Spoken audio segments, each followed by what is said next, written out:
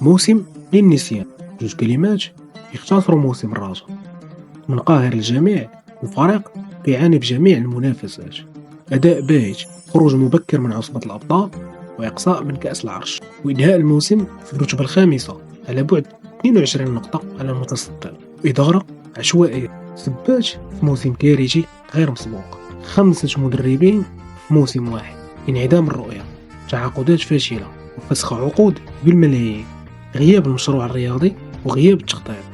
الجمهور الوافي احتج على الارتجال، بركة من مكاتب إدارية كتغلب المصلحة الشخصية على مصلحة الكيان، أموال كتهدر، صفقات مشكوك فيها، بينما التاريخ كيسجل من موسم ذهبي لموسم أسود.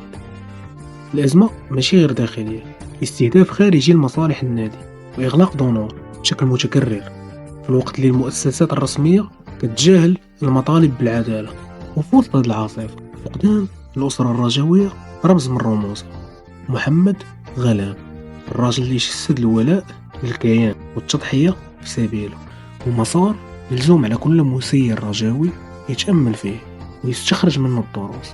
الرجا أكبر من أنها تدفن تحت أخطاء أشباه الرجال، تغيير ولا بد منه، ولكن محتاج شجاعة رجال وإرادة تغيير جذري للوضع الحالي. الجمهور كيتسنى، التاريخ كيسجل، كونوا قد المسؤولية.